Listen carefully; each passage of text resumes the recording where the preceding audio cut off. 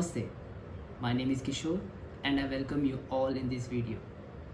Friends, as we already did the basics of breathing in the previous videos, today we are going to do the breathing which is really important before we are going for pranayama. Today we talk about Kapalabhati and we do the little bit practice of Kapalabhati. The benefits, precautions and the contraindication, I'm gonna talk about it at the end of the video. So let's start Kapalabhati. Kapalabhati. If we take this word, Kapala, it means skull. Bhati, it means shine, illumination. Why it called as so? When we start some type of asana, pranayam, meditation, we are already occupied with the thoughts. So, Kapalabhati helps to activate your mind. It opens your body internally. Then you feel relaxed, balanced, sam, as we call in Hindi, in Sanskrit also, sam, it means balance. So when you are balanced, then you can enter into asana because then you'll get some focus.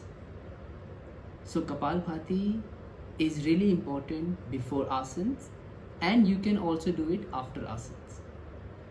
In Kapalabhati, the exhalation is active and inhalation is passive. It means you're contracting and the belly is coming out. On contraction, you're putting a force, but it's not a force of full body. It's not like no, it's gentle force through your abdomen. It's contracting with a force and inhaling easily. For an example, as the needle of second moves, tick tock, tick tock, tick tock, tick tock. Same way you are doing the exhalation and inhalation. Your tick is your exhalation, talk is your inhalation. So with the force you are throwing the CO2 out and getting the ample amount of oxygen that body needs, because you have to do the more pumpings. So slowly we allow the oxygen, the pure air to come inside.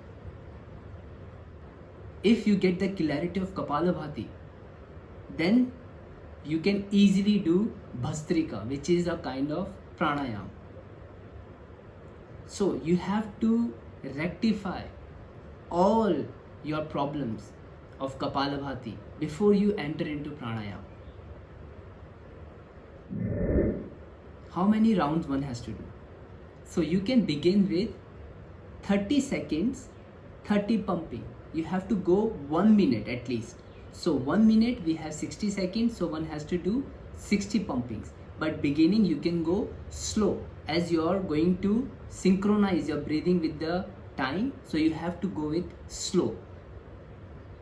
Once you finish first round, then there is a retention.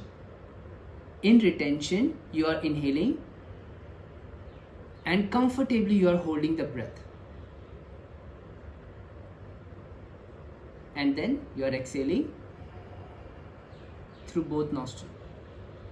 Through retention, you are going to find out that first round, it's harder, but once you reach to second or third round, it becomes more easier to do the Kapalabhati and to retain the breath. The Kapalabhati, it activates your mind.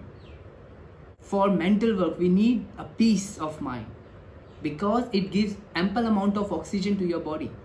You are going to feel the mind is getting activated. The sleeplessness is gone. You are feeling more active. If you feel you are really feeling tired sometime, like you are yawning and all, because the body is lacking 6 seconds of oxygen, that's why we yawn for 6 seconds. So if you are performing Kapalabhati then you can easily feel that yawning is gone. Why? Because body got the oxygen again. Now, the second thing, the benefit of its upper, if we take limb by limb, then upper, it's we already discussed that it activates your mind. Now we talk about here. So the part of lungs, there are alveoli on your lungs. It gets open with the pumpings of Kapalabhati. So it's really good for the asthmatic people. It's really good for bronchitis, asthma, tuberculosis people, the people those who feel blockages on their lungs. This Kapalbhati, it's going to activate your inner side of the body. Third, it also opens the flow of energy, the vital force in your body. Fourth, those who feel constipation, those who feel stomach related problem, it rectifies that problem also. And there are so many other benefits of this Kapalabhati. If we talk about its precautions, those who feel dizzy while doing it, make sure try to take a gap. Once you feel dizzy, don't release it. Just breathe, few breaths, and then perform it again. But try not to stop, because it's a pranayama. It's giving you more oxygen only.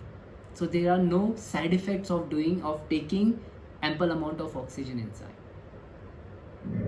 If we talk about its contraindication, those who are suffering from high blood pressure, heart related problems, epilepsy, try not to do it.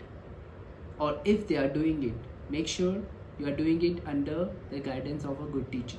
Regarding Kapalabhati, Anuloma Viloma or Nadi Shodhan, I'm going to make a separate video, practice video for it. This video is to make your doubts to be clear when we are going to start the practice of it. So make sure having no doubts about Kapalabhati will help you doing it properly. Take care, stay healthy and happy.